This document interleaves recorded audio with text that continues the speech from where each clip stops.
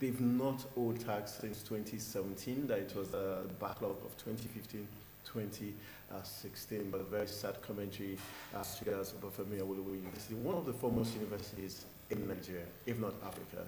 Well, we will say that in a particular area, it just begins to pry into a place that does not, before now, you were not noticeable. But I think that apart from Awolowo University, I think other universities in the country need to also be checked, because it seems like we'll find more if there's such like some of these universities.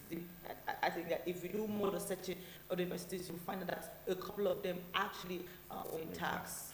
All right, you have June 30th to redeem your tax, or you face the long, long arm of the law. Let's begin with our content of the day, and we begin from the home front, where Dino is at it again. We got the news yesterday that the course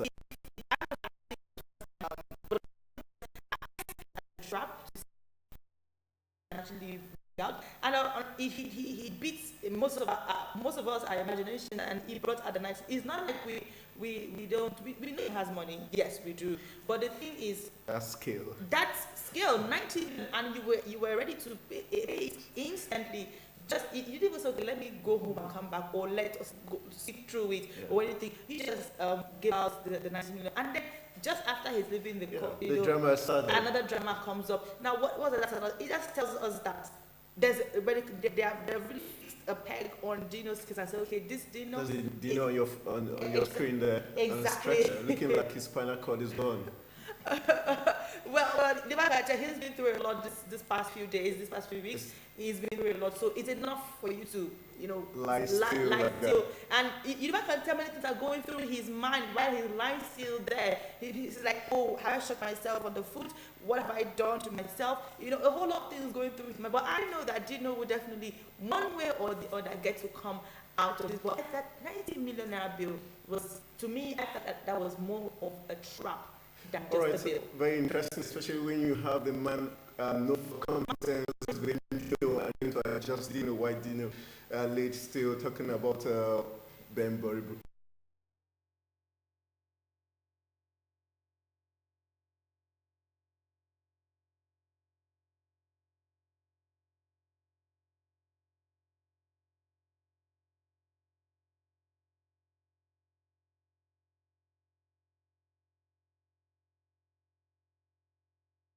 Because they've not done, I think, a little bit with OJ.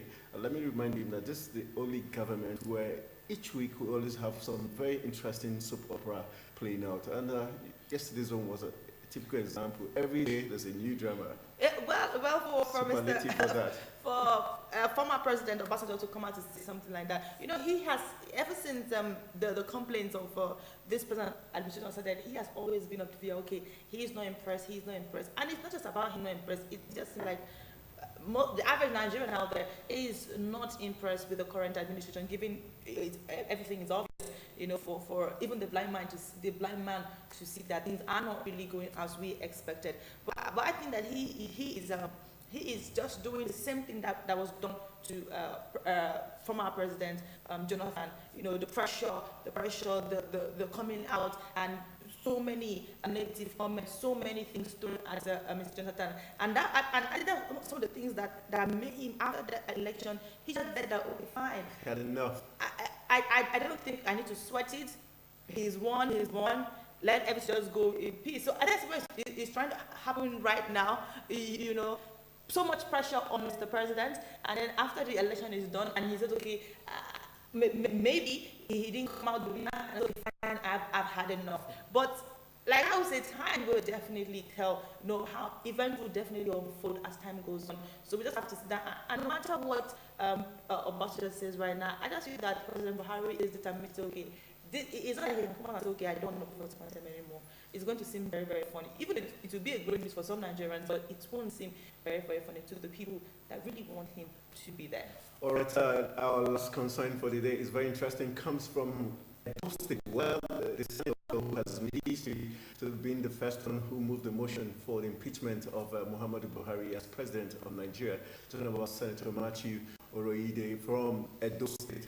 This arrived at the airport in Edo State, where There were APC and PDP supporters on ground waiting for his arrival. And when he arrived, as you see on the footage, he was attacked. Even when the governor of Edo State, Governor Godwin Obaseki, came to his rescue, he was technically still manhandled. And he has come back to the National Assembly to make his report. But very interesting how desperate when people want to get at you, they go by all means. Even the presence of Governor of Edo State couldn't stop that from happening. Well, it just goes along with it that if the things that we actually, put in our energy, if we put them on more positive things, and if we go to that place, there are definitely not old people that are doing all of this stuff, not aged men and women that are throwing the stones and trying to beat it. They're actually young people like us, youth. And that is why, to a large extent, if this youth can actually put in something productive, it will be better than going for a senator at the airport just to beat him because you want to express your displeasure that he said there should be moved the motion for the president. But by the way, the chapter in which you put it does not only have. Thank you. So it just goes as far as to know that the young people that are being used to do some of these things don't even go back to read certain things. Why don't you go to the section 142, 143 and see what is in there? And let's know if it's just all about impeachment. So I think that we need to go back to books, to our books. We need to go back to read. We need to go back to we have to come back to our senses and tell ourselves, someone can't just use me to do certain things and without even knowing what I'm doing, without even knowing why I'm doing this thing, just because the money is given, just because this person wants to achieve a particular purpose, I just do certain things. Because if you had known what is in that session, you would know that it is not just about impeachment.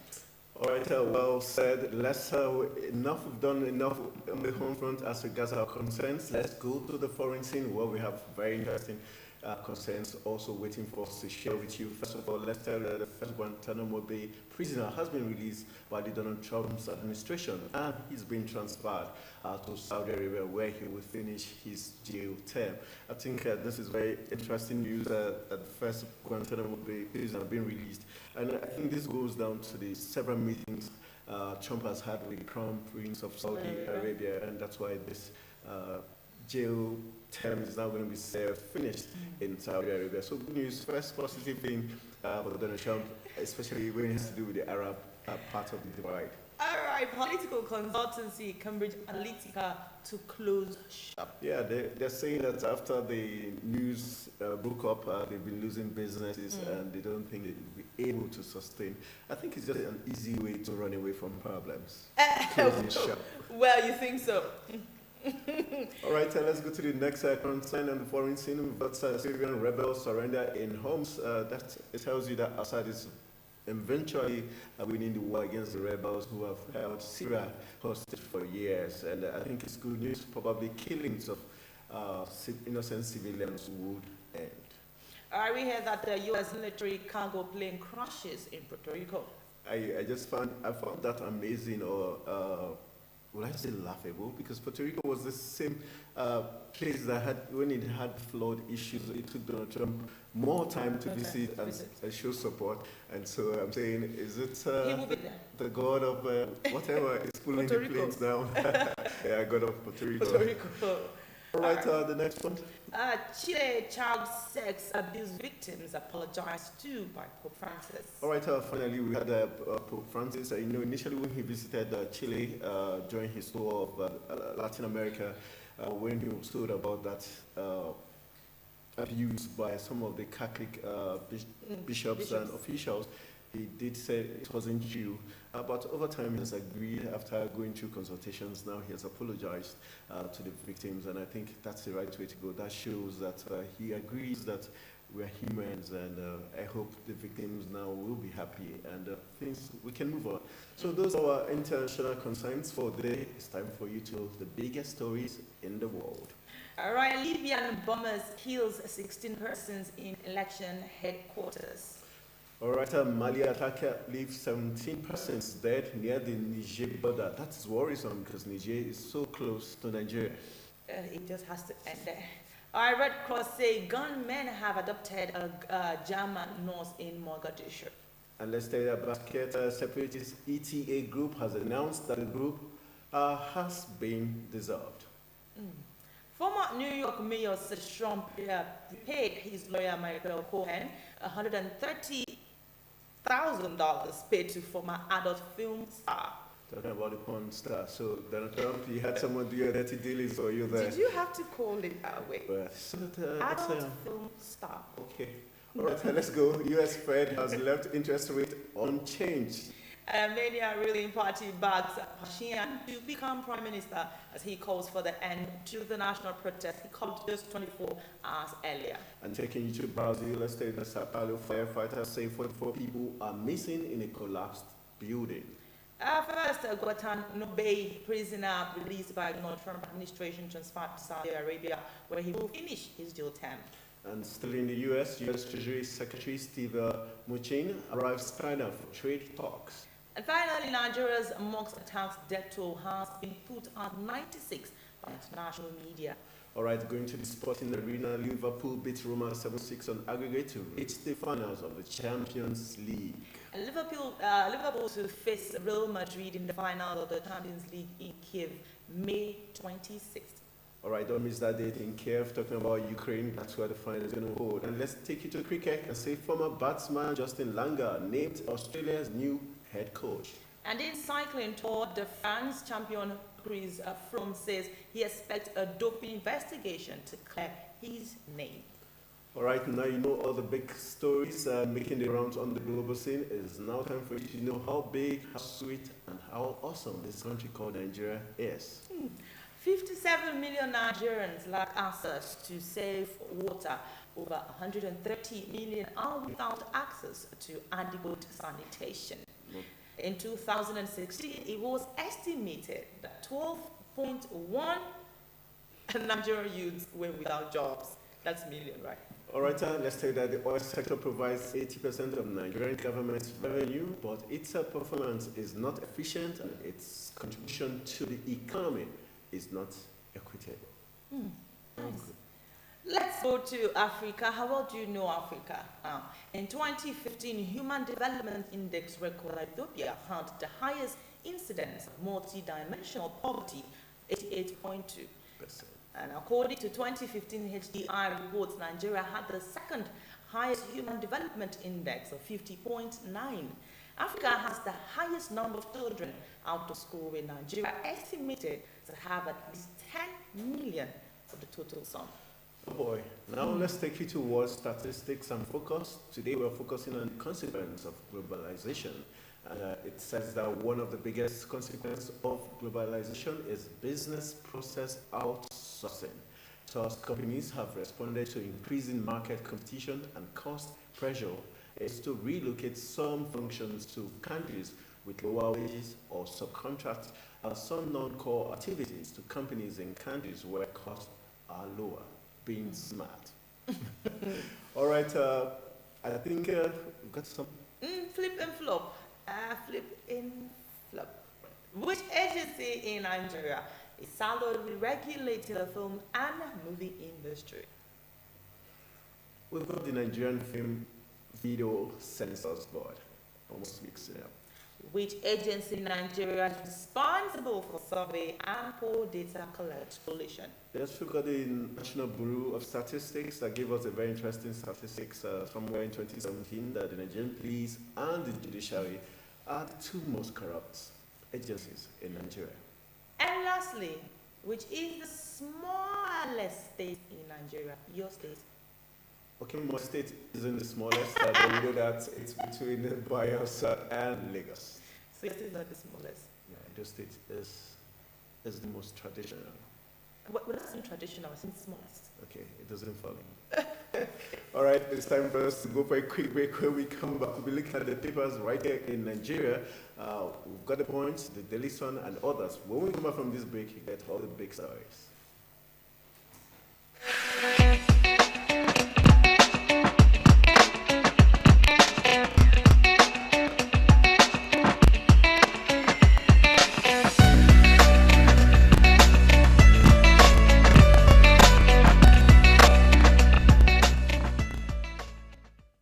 Final, but club football's biggest competition takes centre stage in here tonight. Greatest ever European performance with Real Madrid waiting for the winners. It's the biggest night. Contributors tonight, Kevin Strootman and Diego Perotti, are both injured. It's a packed ball for the...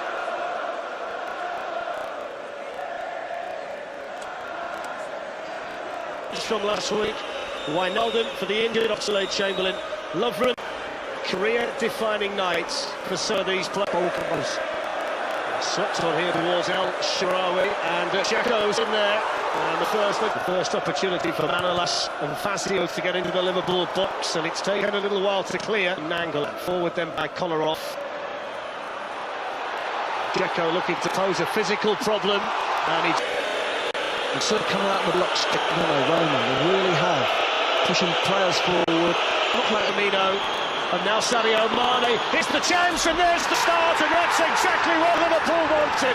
Sadio Mane with another goal in the Champions League, the first meaningful attack for Liverpool, and it's first blood to them in the Olympico. It's Roma 0. Edin Dzeko brushing Alexander-Arnold's side, then picking a teammate, and then Nangolan has been able to carry it all the way to the edge of the box, and now Mo Salah took a deflection. Alisson fullback, El Shaarawy, and then the deflection, oh, got it! What a stroke of luck that is for Roma. It's gone it off Milner. Far. Roberto Firmino, Sadio Mane. Looking at just full running down the left. The Scotsman, it's a really good run by Robertson. Now can he pick someone out? He could. It was Sadio.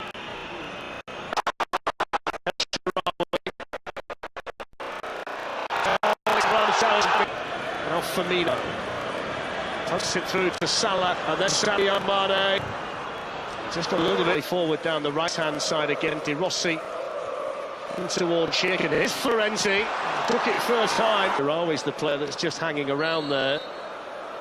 It's Pellegrini. Oh dear. It's from James Milner.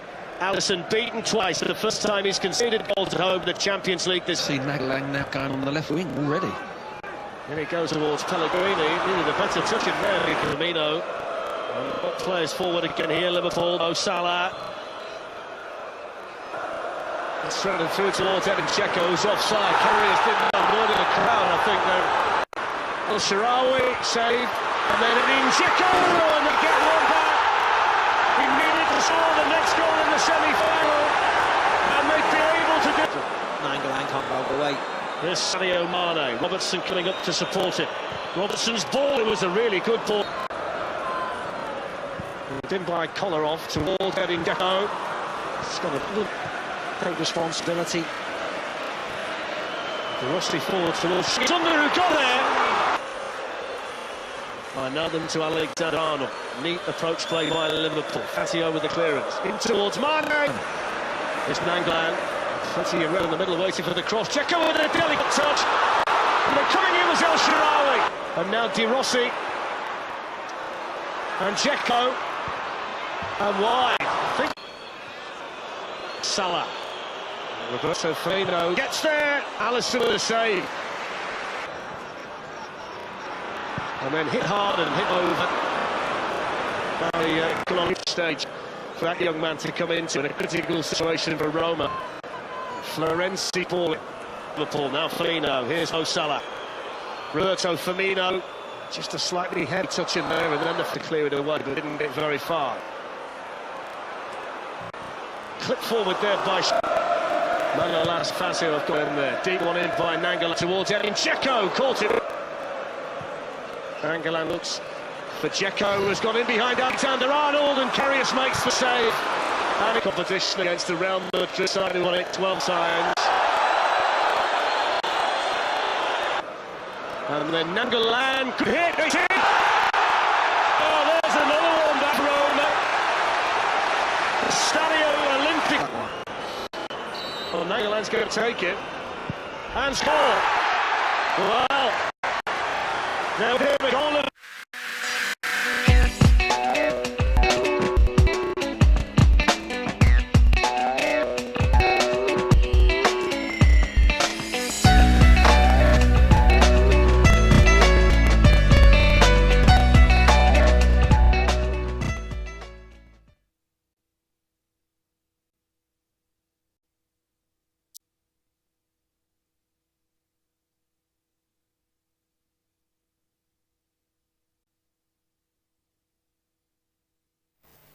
All right, welcome back from that break. You're watching Africa's finest breakfast show, Daybreak Nigeria, on television, Nigerian, and it's tax Thursday today. And we're looking at the papers right now. We've got the Punch, we've got the Nation's newspaper, the Blueprint, the Daily Sun, and the Sporting Sun for review. We kick off with the Punch newspaper. The big story that says Nigeria going nowhere without restructuring. Anyoku, Adebanjo, and Lekwok.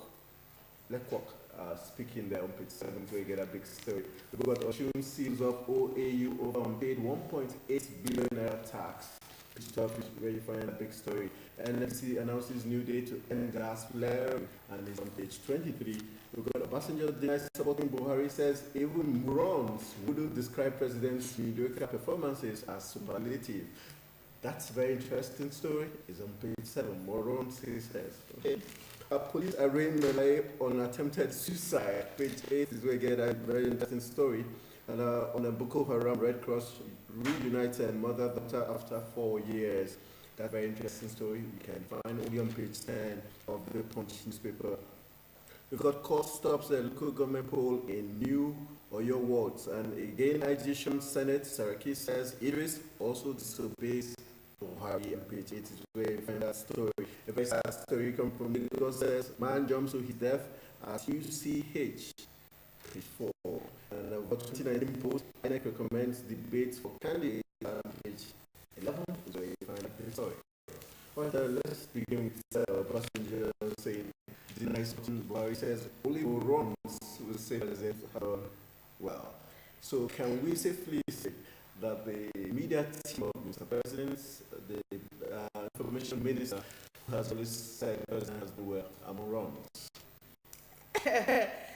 Well, do you want to say Cynthia concord with you? No, it's what they have said.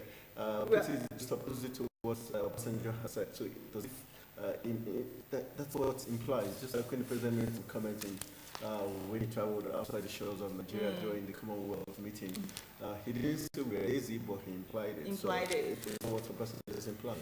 Well, Obasanjo is has His way he is able to say whatever it is that he wants to say based on his assessment of things. It is his opinion. There are still some people who say no, he has done incredibly well. There are some people who say he has done relatively well, just like the word they're using there.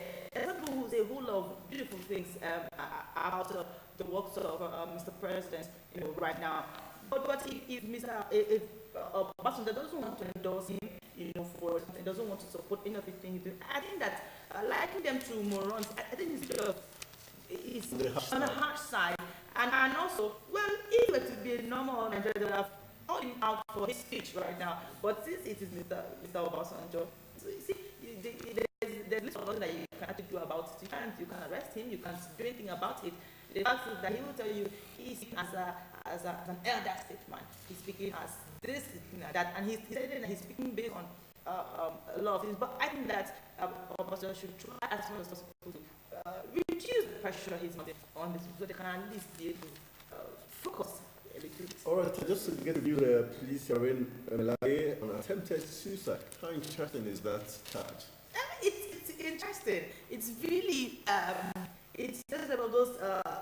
I'm not really a person who sits to watch the Nigerian films, but I think a movie like this I would love to sit for hours and watch, because there's a new drama coming up every day. But on the flip side, I just think that these are things that are being used for us to preoccupy and then before you know, another one will come and this one. Superlative being given us drama every new day. Every single drama, new dramas are coming up, and it's just taking our minds from the reality of things that we are seeing in the country. All right, IG again joins the Senate, and so he's saying IG also disobeys Buhari. So at this time we are having a hot-headed Inspector General of Police who does not obey the National Assembly and does not obey the President. Then who does he obey? Is where the question is. Who does he obey? Who does he take orders from? Who does he give respect and credit to? Who does he answer to? If he does, he also, if they are able to say he also disobeys the President, then I think it is slap. It's an insult. It's something that you don't just allow us to know that he also disobeys the President. That is not something we should know about. And also, just to put in the equation, we had the Police Service Commission chairman talking about Mike Okiro, who also said he does not have power to knock Inspector General of Police to size or to line. So it means the IG is obviously bigger than everyone. So let's look at this interesting story. NX says she supports bid for candidates. The question is, who will be the umpire and which platform will be doing these debates? Is that a good omen for you? Well, when you read like it took my mind back to where they used to have a debate in school then. When they have you go for the presidency, the vice president, and all the candidates come up and they're having debate, and it used to be so hot, and everybody battling, who is more intelligent, who is more smart. You see all the display of oh yes, I am charisma and the rest of them, and IQ. It's always very interesting. So I am looking at seeing something like that, but I might just be disappointed. I really don't know. But I think talking about debate, I think it's a good one. Let our leaders tell us what they have for us. Let them tell us. I think we've been sort of that, but only if it's not the government-owned that's going to conduct the debate, so that we don't have doctored questions and Exactly. All right, let's go to OAU before we go to the next paper. We have the OAU sealed for not paying tax. 1.8 billion. They can meet. It's going to meet the deadline and make sure it's being paid. All right. That's a month plus already. All right. Let's look to Daily Sun. All right, Daily Sun. Obasanjo, no. The mediocre performance of Buhari cannot be described by anybody as palliative. For the record, Obasanjo has not and cannot endorse failure. Presidency, no comment. You find that on page 6. Interesting drama. A recession exit, Nigeria's poverty increased in 2017. This is coming from the World Bank, and that is on page 7. And then you will find a picture of Obasanjo and of course Buhari from the Daily Sun. Looking not so happy. Maxed DSS operatives takes over NAS security as IGP Sean Senate again. That is on page 6. Headsmen kill 6 in Benue, injure scores. That is on page 4. Shite ground Abuja for El Zazaki. That is also on page 6. And these are like arraignment. You find that story on page 4 and page 5.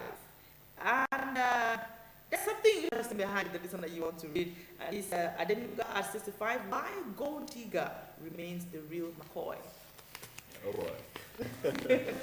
All right, very interesting. Then let's take you to the nation's newspaper of the federal government tightening security in Adamawa State. Page 42 is where you find that story. Government slams 14 new charges against Dasuki. And page 9 is where you get that story. Melaya rearrested after 90 million naira bail. Page 8 is where you find that story. And we've got Ndidi retains Leicester Young Player Award. Page 47 is where you get that story of the Super Eagles player that will be doing us proud in Russia come the World Cup. I will never endorse Buhari's re-election, says Obasanjo, and we've got NPC set 2020 deadline for zero gas flaring. And we've got restructuring, a must, say Anyaku and Wudo and others. And page 6 is where you get their comments on why restructuring is inevitable. And all right, let's the picture story there, very interesting. You can see all for Abraham Adesonya. We've got from left, former head of state, General Abdul Salam Abubakar, and the former Lagos State Governor, Alhaji Lateef Jakonde there. And also, to your right, we've got a picture of Inspector General of Police, Ibrahim Idris, left at Marie Malam Zubairu Jibrin, when Idris visited the Emir to assess the security situation in the area. Laughable. All right. That's the picture story there, but let's look at this story talking about restructuring a mosque, says Anyaku. Remember him to be the former Secretary General of the Commonwealth. When Anyaku and Wudo, these are very respected statesmen, like we call them in India, say restructuring is a must. Yes, restructuring, if you look at all sector or part of Nigeria, you discover that he has a very valid point. Okay. Restructuring is very in the health sector, in education sector, in all restructuring is really important. We need it until when that is done. I think we can now say, okay, yes, we are making progress. Because right now it just seems like everything is just what's the word to use right now? Everything is just stagnant. There is no. You hardly see. If it's been a long time we had positive news. If you're being honest, if you look at the papers, you hardly see positive news. All we see is drama. All we see is from all superlative drama. All we see from all sectors is just drama. So actually, we need to a lot of restructuring need to go on in all the sectors, and then we cannot start seeing some positive stories. All right, for NMPC, setting 2020 as a deadline to stop zero gas flaring, do you think it's realistic? Do you think they've shown enough signs to say they're truly going to end zero gas flaring? 2020, that's quite in close. 2 years' time. So I'm asking, do you think it's realistic? Are you sure they were not thinking it when 2006? Okay, Nikanti, Barrow and Co would have a very good answer to that. Also, well, as a good Nigerian, I'm positive. Right. I'm positive. All right, let's look at just story of the Inspector General of Police visiting the emir to assess security situation. Is that where he's supposed to be? He should. I don't think he should be there. He should be in Benue. He should be in he should be in Adamawa. He should be in National Assembly. He should be in Kogi. He should be in places where he's needed. That's where he should be. I don't think that he's there for the elite. I don't think he's there for the Nigerian masses. He's there for the Nigerian masses. He's there to see how he can be able to put down, a lot of tension in areas that he's needed. So I don't think he should be there and taking pictures. Well, I think these pictures would be nicer if it were in Benue State, with the people there in the community. Exactly. All right, let's look at the government slams 14 new charges on Dasuki. No way back for Dasuki, seems 14 more new charges. This is Nigeria. But I want to say that this is a time where charges upon charges for different people who I think, because whoever all the charges were before now, why didn't they come out? Why are they coming out now? Are we in days of judgment? All right, the last story we read in the Teens Leicester City Young Player Award. It's not good news for Super Eagles. It shows that the players were hoping to take to Russia 2018 World Cup. On point. Well, anything that will make us flourish in Russia is all very for, and of course, indeed, would definitely do well. Yeah. All right. Congratulations to Super Eagles super midfielder Wilfred Indeed. Bluebirds we have right now, and drama as Malaya granted 90 million naira bill, rearrested. Again, IGP Sean Senate and Malaya not major reason for IGP summons. That is on page 6. You will find this interesting story. Boko Haram Red Cross reunites mother-daughter after 4 years. You will find that story on page 14 of the blueprint. Energy drinks abuse dangerous to liver. This is coming from a dietitian, and you find that story on page 29. 7 million die of air pollution yearly. This is something from the WHO. You find it on page 29. Crime rate in North drops by 50%. That is coming from the army. And insecurity now deploys 150 troops to Taraba. That is on page 13. Nigerian wins Brunel African Poetry Prize. That is on page 17. And I will never support Buhari impeachment. This is coming from Shehu Sani on page 23. $2.1 billion arms funds, condos, and Nene Obagbena, others beneficiaries. This is coming from the federal government, and they found 52 count amended charges against the Suki. 32 years was 14 year charges. And this is 32 maybe. 32.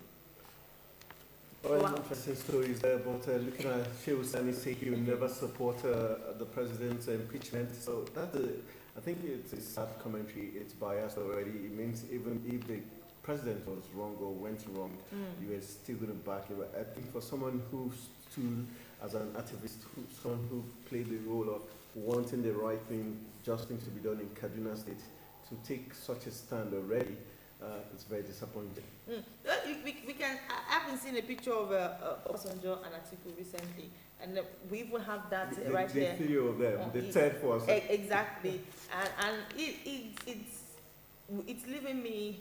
Give you a very good impression. I A cannot deepening impression. categorically say that. A deepening impression. A very deep one, very deep one. I wonder what they're up to. Of course, Atiku was his vice then, and then Andy here that now he's also gone in for the presidency. For the presidency. So, do you think that Obasanjo might just likely want to support this? Well, when you see three gentlemen, former head of states, and you remember the word called third force, you see three men, it gives you all kind of imagination. So let's see what plays out in the coming days and months. Right. Okay, let's move on to. All right, we've got Sporting Sun for review here. The big story on the sporting arena. It's Liverpool Real Madrid final, and all fans of Liverpool, they will never walk alone anymore. They're in the finals. And for the Galacticos from Spain, talking about Real Madrid, it's the final once again, and let's see who's going to win it. They've got CR7 for Real Madrid, and then they've got the magic Mo Salah from Egypt, who's going to be talisman for Liverpool. So we're going to see who's going to win. But congratulations to two great teams already. We've got Ndidi out for 6 weeks, wins Foxes Award as the Leicester Young Player Award. Congratulations to the Nigerian Super Eagles midfield giant. We've got the Suns pre-World Cup seminar excites Baku, and that's on page 6. We've got Wenger's Army 6 miracle in Madrid as Atletico takes on Arsenal in the Europa Cup game. Iwobi and Mkhitaryan fit for the tie. We've got Enrique wants 25 million euros a year deal for Arsenal, and we've got Iwobi gets new Gunners deal. Courtois serves Chelsea quit notice. And we've got Moses, there's 3 Lions as Nigeria gets set to face the English national team. In kickboxing, or in boxing, so to say, we've got Tyson Fury attacks Greedy Joshua. And then we've got the girl wins United Player of the Year. Talking about the best goalkeeper in the EPL by far is the Spanish goaltender. That's all the big news on the sporting arena. Go out there. Get your copy and get more news about the Super Eagles and their preparations for the World Cup. All right, the last paper here, the Daily Trust. Experts lament budget delay 6 months after. And then we have a police charge lying with attempted suicide. That is on page 3. Uncertain future awaits CEOs of 8 banks over failure to publish accounts. That is on page 17. Federal government filed 32 amended charges against Basuki. That is on page 7. Shatima Sharif agree to ceasefire. That is on page 13. I still don't support Buhari for second term. This is coming from Obasanjo. You will find that on page 6 of the Daily Trust. And behind you will see something you will have to read. Lessons from Buhari's meeting with Trump. Nigeria's O2 bowls out of GSL Open, and Cotillos reject new Chelsea contract, and Ribery targets Pokal glory after Champions League exit. That is sports out there behind the Daily Trust. And I think that will be all from the Daily Trust. All right, now you know all the big stories making the rounds right here in Nigeria. We'll be going for a quick break. When we come back, we'll be talking with a member of the Bring Back Our Girls group. The question is the many faces and phases of the Bring Back Our Girls group that we'll be having Onifade, Onifemi in the studios.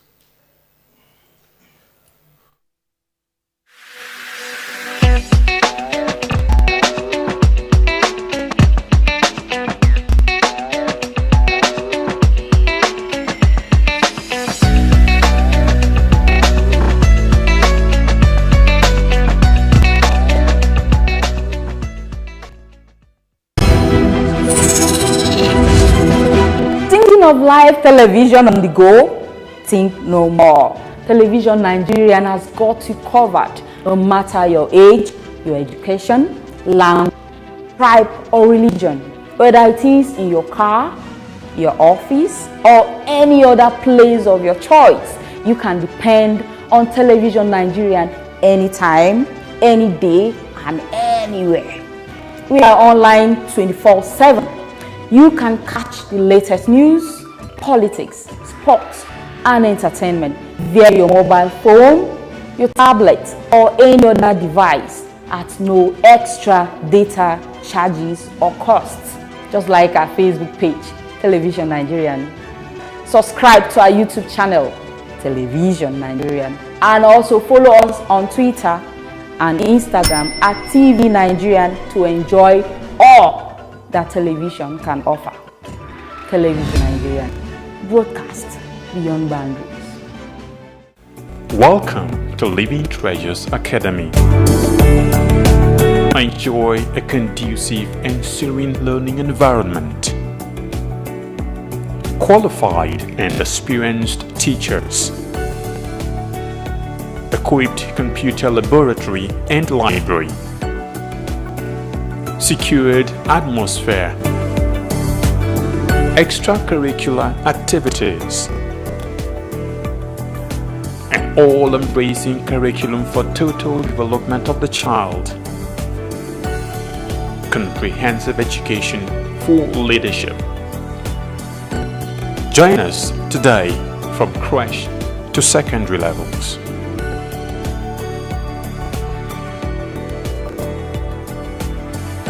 Living Treasures Academy, committed to excellence.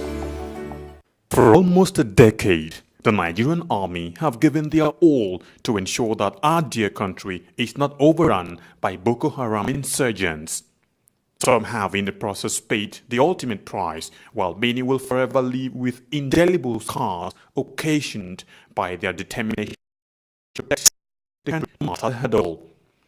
Despite these, they have remained resolute and undaunted, and today, all territories the insurgents once took control of have been recaptured and normalcy restored. And now, for the first time in a long time, the end of Boko Haram is foreseeable. Therefore, the wisest thing for the remaining insurgents to do is to surrender today or face total destruction from the army. Remember, the Nigerian Army will stop at nothing to ensure that total peace is restored in all parts of the country. So, be wise and embrace peace today or get ready to be ruthlessly dealt with. This message is brought to you by the Coalition on Conflict Resolution and Human Rights in Nigeria.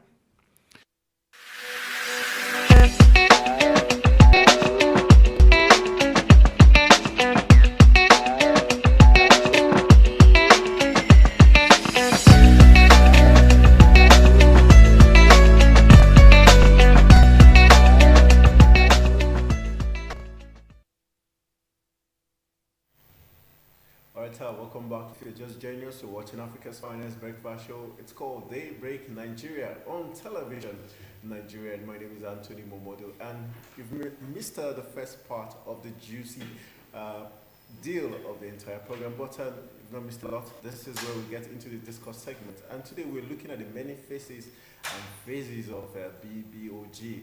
And our guest today is Nifemi Onifade. Good morning. Nice to have you here.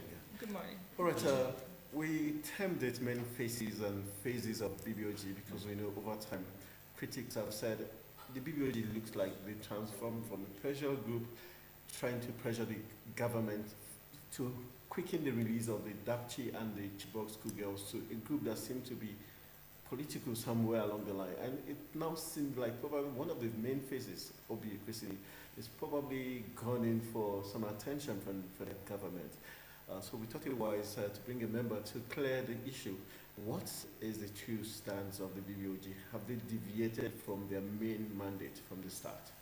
I think if you want to judge where the position of the BBOG, you can look at our actions. Okay. And you can ask whether any of our actions have changed since April 30th, 2014. Right. We repeatedly say that our singularity of purpose is bring back our girls. The main issue we are out there for is the rescue and release of the 112 Chibok girls who remain.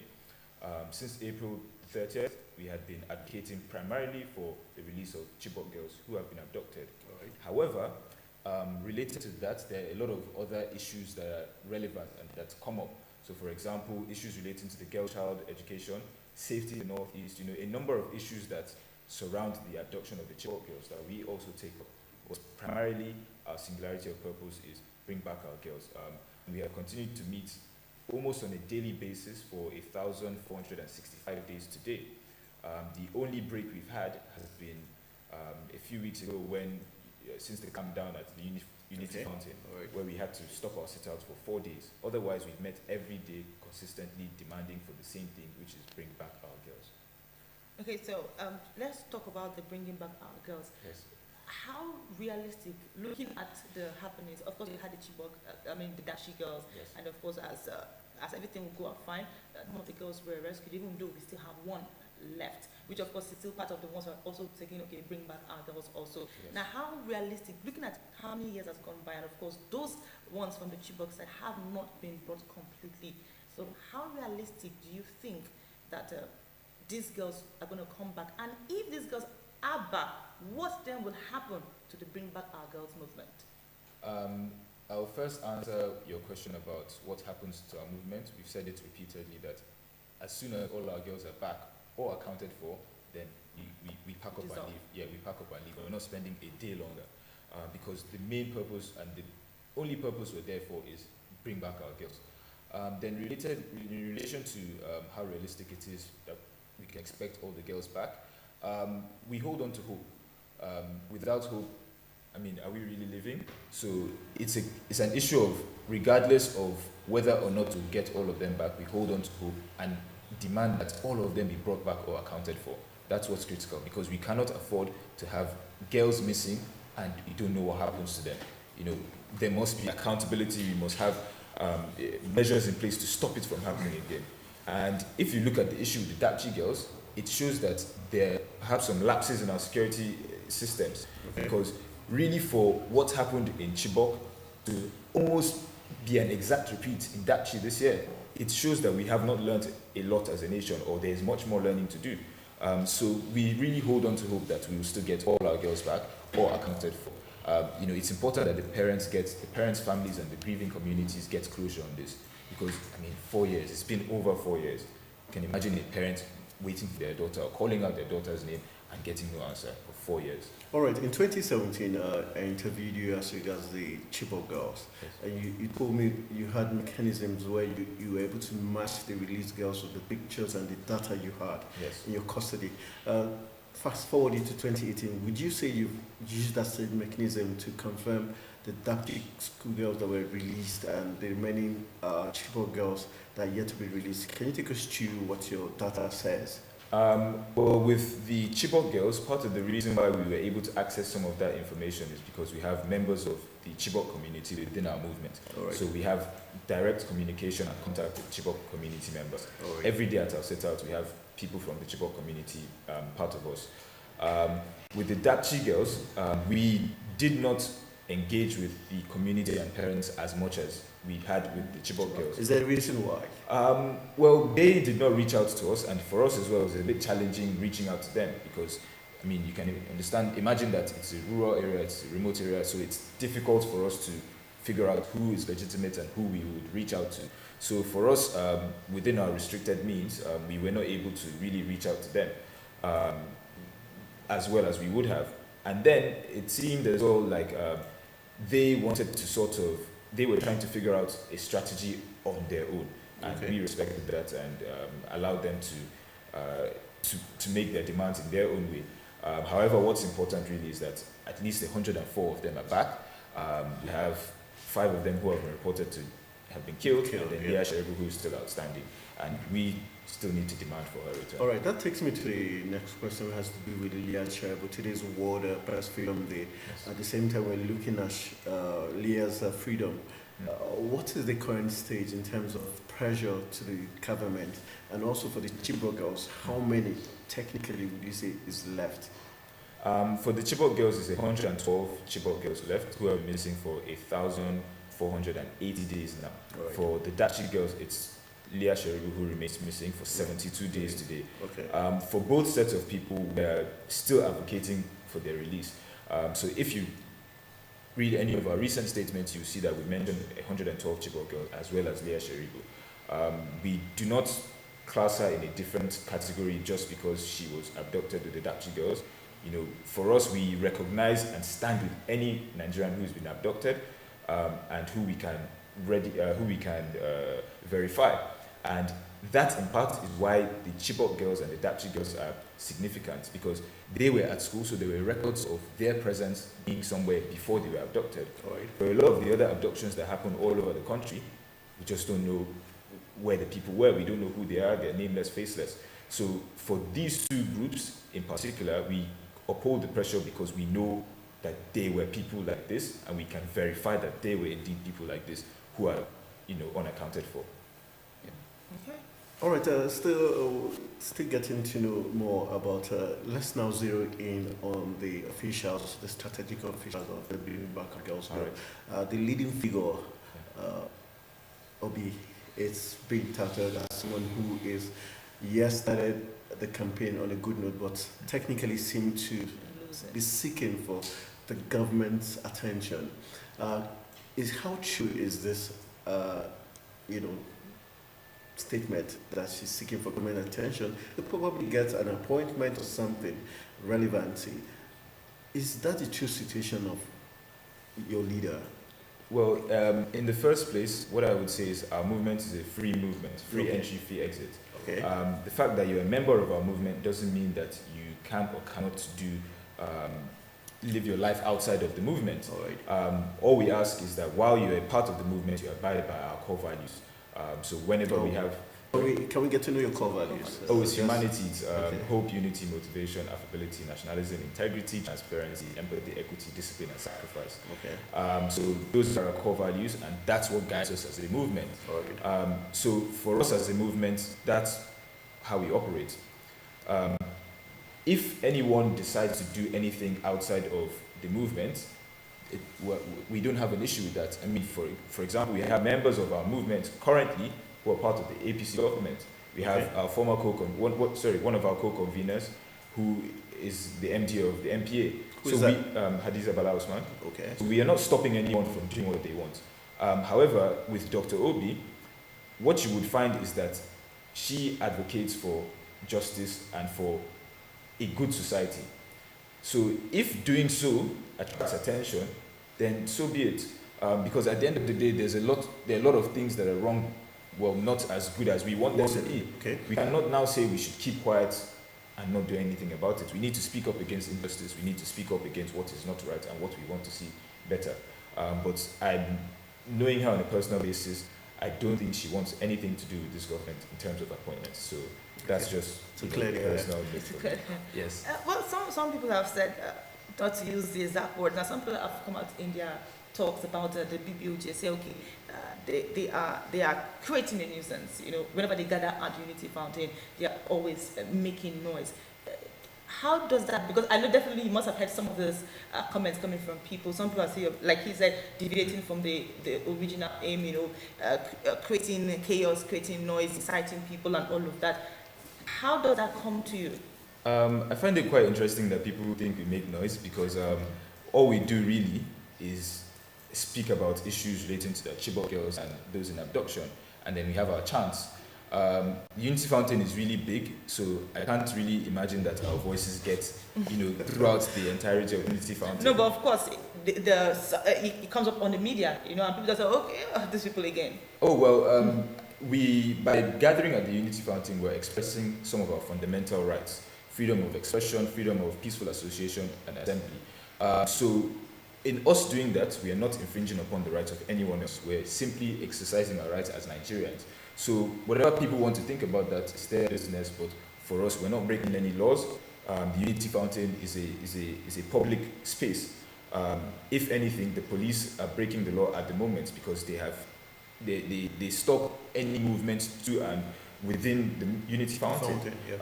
There's heavy police presence there every day. Movement is restricted, and we are wondering why that is being done, because Unity Fountain is supposed to be a place where people can go and enjoy being outdoors in peace. So, we need to start asking questions about what is the police actually doing there? What is their purpose there? Every day you find hundreds of policemen at the Unity Fountain. Okay, based on that, the fact that they're infringing on the rights of Nigerians, Yes. especially reconciled to the Unity Founding, couldn't legal actions be taken against the Nigerian police to restrict them from doing so? Well, we took legal action and got the judgment in 2014 Okay. when the then Commissioner of Police, Mbu, tried to ban our movement. We won because the court said that we were, we were legitimate and within our rights. So with this issue as well, we're exploring how we can take legal actions because it's unacceptable, some of the things we have been through.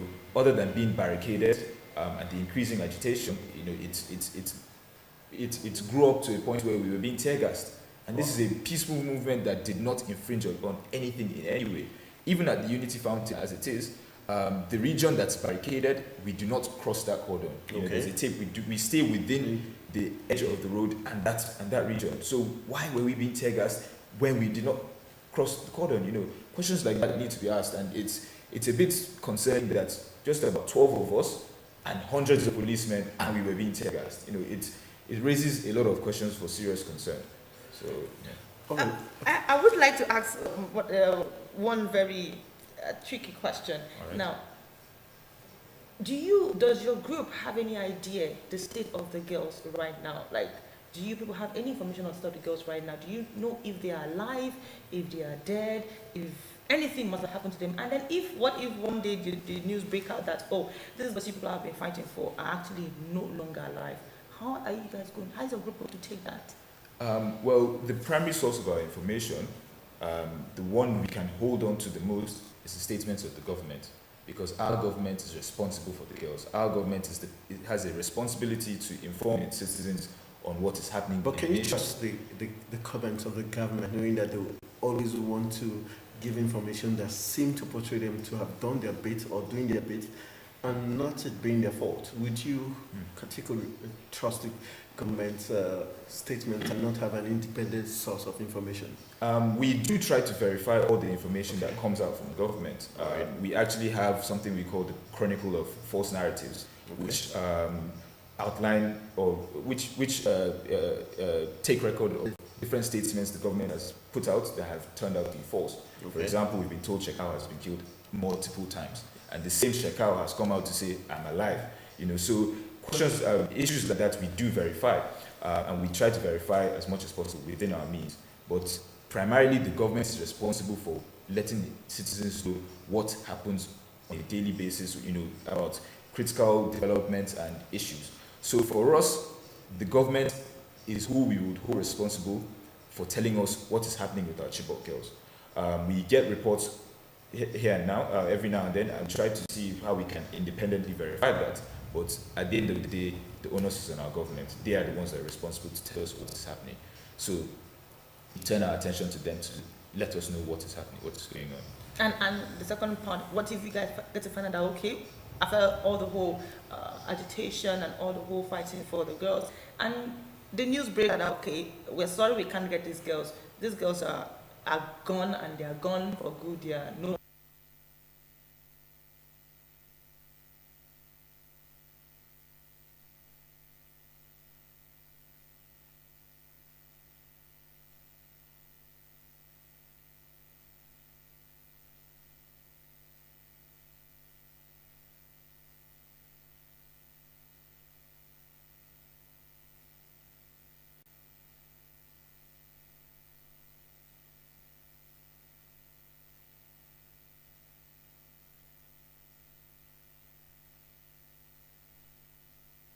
hope and keep pushing on until all our girls are back or accounted for.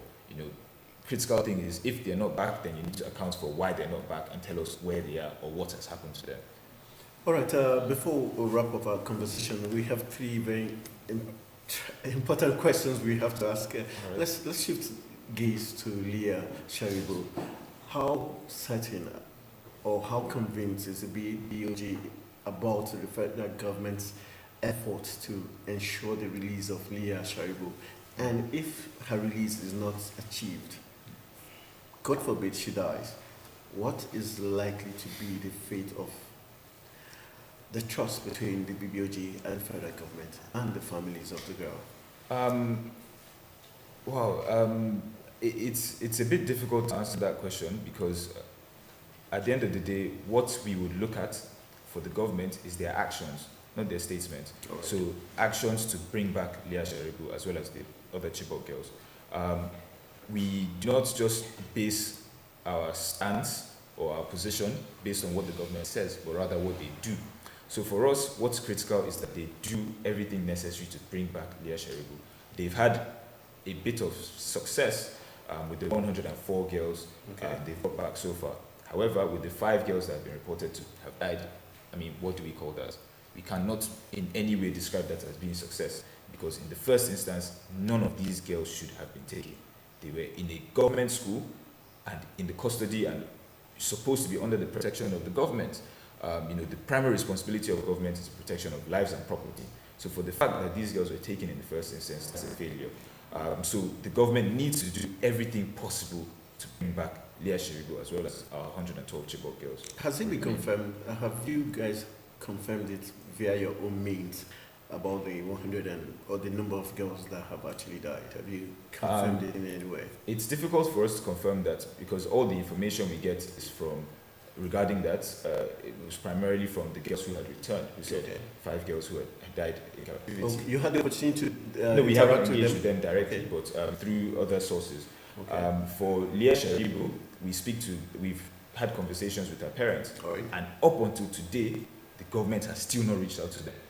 The family of Leah Sharibu, they've still not reached out to them. But we saw it, and it was on the media that they had reached out. When was this? I think that was when the story was out. Is that they met the families? Last week or so, I'm certain that as at last week, the government has still not reached out to Leah Sharibu. We still get calls, to the parents of Leah Sharibu. We still get calls from them saying no one has reached out in any way. That is unacceptable. Have you tried reaching out to the government to say, okay, the parents are saying you've not reached out to them. Why haven't you? Have you done that? We put these out in our statements and we just do not get any response really.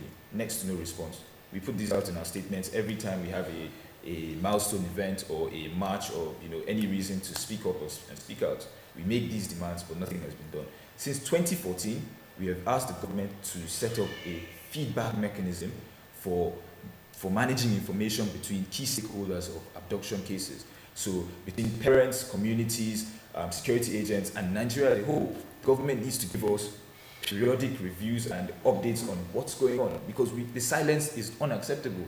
We've repeatedly asked for this since 2014. We handed it over to President Buhari when we met him twice shortly after he became president. We handed over some of these requests and documents directly to him, but nothing has been done. It's really sad that that's still where we are right now. Let's look at the fact that Leah is actually the only Christian and she's held back. Does that take us to the religious aspect? And do you think that is what is influencing? That's what is actually keeping her there till now? Or do you think it's because of the religious aspect that the president is not making, or the government not making any move to get the girl back? Do you see this as a religion playing out here? I do not see it as religion playing out because in the first instance, what should be important or what we should pay attention to is that she's a human being. She's a human being before anything else. It's important that we recognize that she's a human being and should have a certain level of dignity and protection as a human being and as a Nigerian, not as what her affiliation is in any way. So for us, it's critical that the government comes out to do everything necessary to protect every Nigerian life. Leah Sharibu is a Nigerian. So, before you look at anything else, she's a Nigerian. Her passport does not say what religion she is.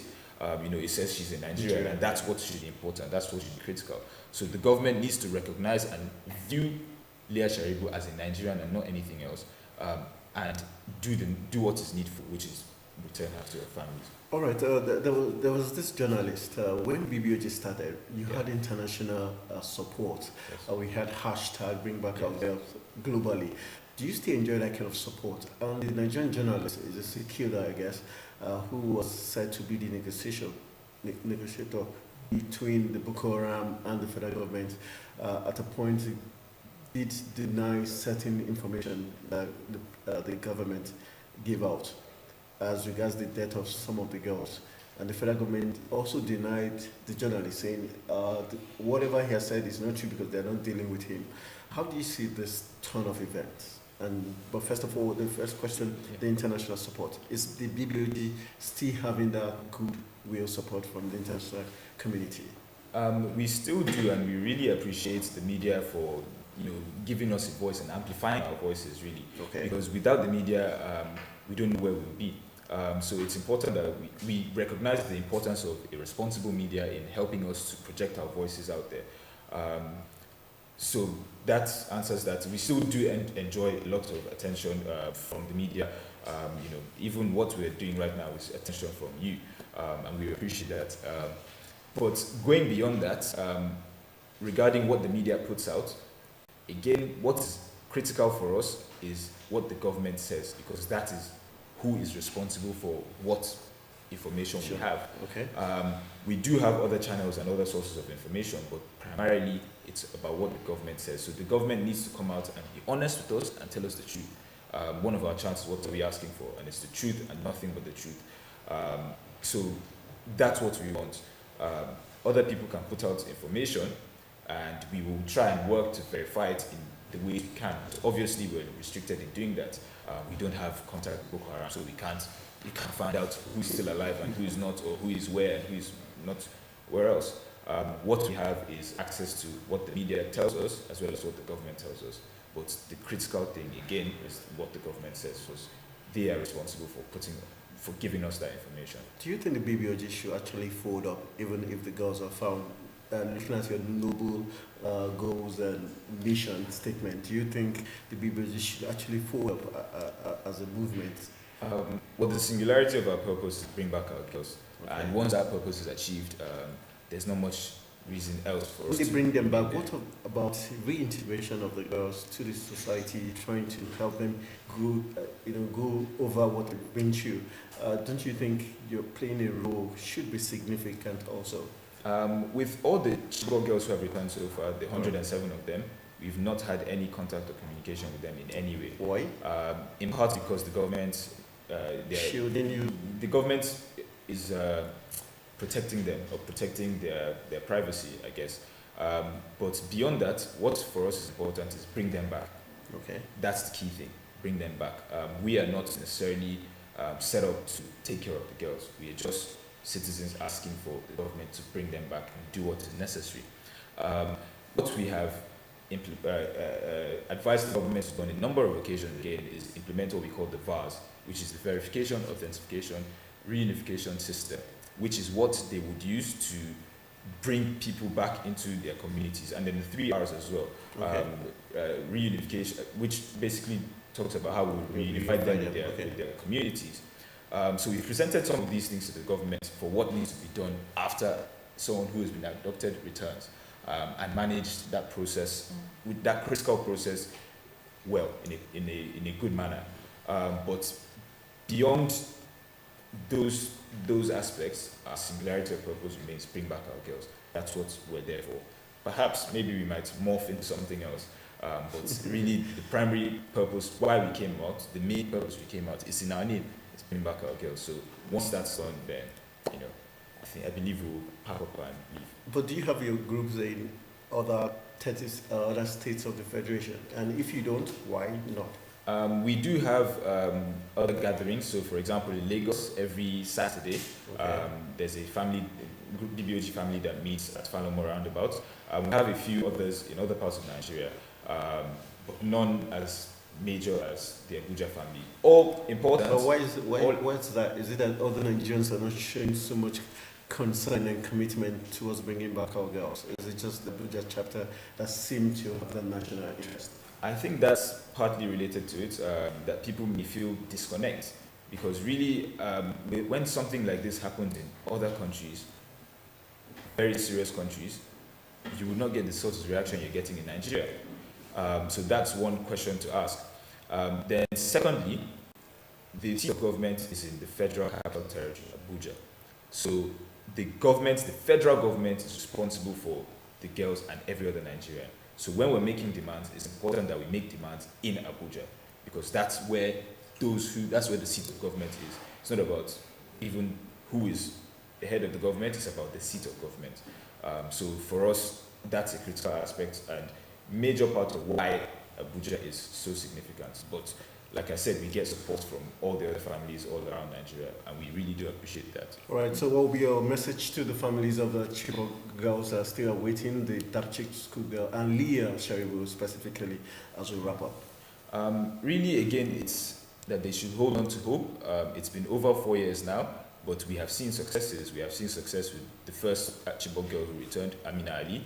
We have seen successes with the subsequent 106 who returned. The parents need to hold on to hope and believe that they can be brought back. That's what it is. As well as for Leah Sheribu as well, they need to just hold on to hope and, just stay strong. Stay strong. All right, that's the magic word there. Stay strong, hold on to hope, and hopefully we are looking forward to Leah Sharibu's return from captivity. And also, while we say kudos to the Bring Back Our Girls group for keeping the faith and keeping the pressure on the federal government of Nigeria and everyone, every stakeholder, just to ensure that our girls are brought back safely. I want to say thank you very much for joining us on Africa's Finest Breakfast Show. Thank you for having me. All right, we'll be going for a quick break. When we come back, Daybreak Nigeria on Television Nigeria definitely continues.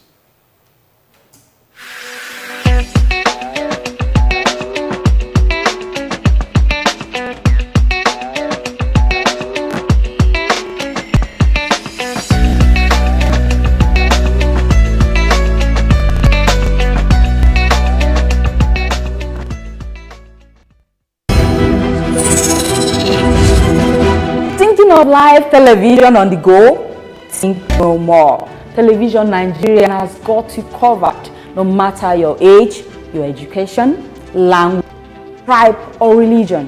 Whether it is in your car, your office, or any other place of your choice, you can depend on Television Nigeria anytime, any day, and anywhere. We are online 24/7. You can catch the latest news, politics, sports, and entertainment via your mobile phone, your tablet, or any other device at no extra data charges or costs. Just like our Facebook page, Television Nigerian. Subscribe to our YouTube channel, Television Nigerian, and also follow us on Twitter and Instagram at TV Nigerian to enjoy all that television can offer. Television Nigerian, broadcast beyond boundaries. Welcome to Living Treasures Academy. Enjoy a conducive and serene learning environment. Qualified and experienced teachers. Equipped computer laboratory and library. Secured atmosphere. Extracurricular activities. An all-embracing curriculum for total development of child.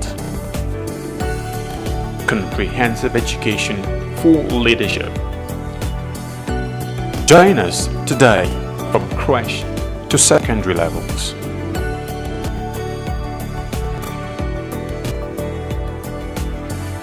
Living Treasures Academy, committed to excellence. For almost a decade, the Nigerian army have given their all to ensure that our dear country is not overrun by Boko Haram insurgents. Some have in the process paid the ultimate price, while many will forever live with indelible scars occasioned by their determination to protect the country, no matter the hurdle. Despite these, they have remained resolute and undaunted, and today, all territories the insurgents once took control of have been recaptured and normalcy restored. And now, for the first time in a long time, the end of Boko Haram is foreseeable. Therefore, the wisest thing for the remaining is to surrender today or face total destruction from the army. Remember, the Nigerian army will stop at nothing to ensure that total peace is restored in all parts of the country. So, be wise and embrace peace today or get ready to be ruthlessly dealt with. This message is brought to you by the Coalition on Conflict Resolution and Human Rights in Nigeria.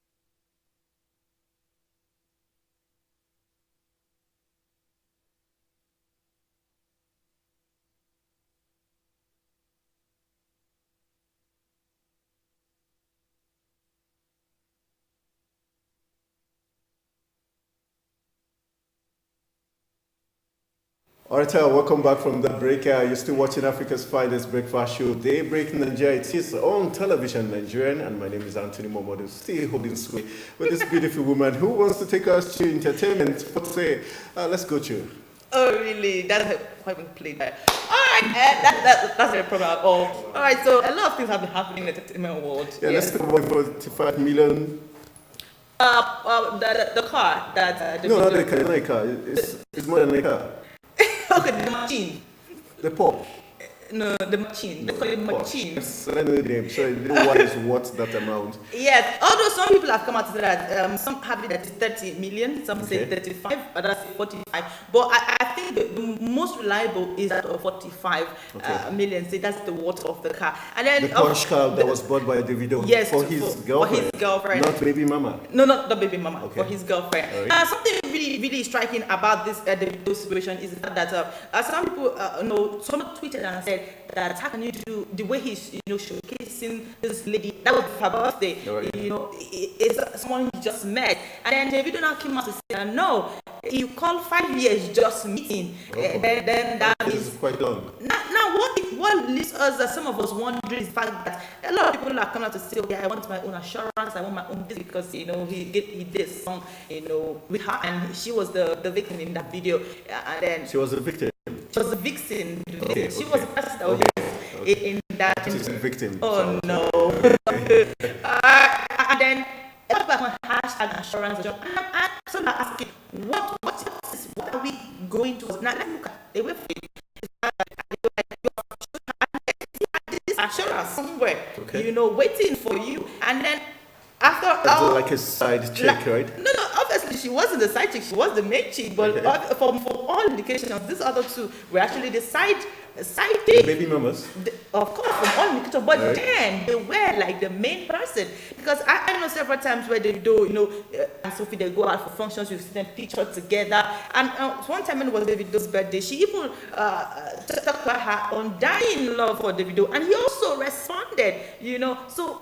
And of Oh course, boy, that's the car on your screen there. exactly. It was so amazing, and it also, from the issue of Davido, I feel that the Nigerian woman should learn a lot of things. That you can actually be thinking you are the main chick, meanwhile you are just the side chick. All right, I think the True. lesson for me for Nigerian women is the fact that you can be your own person.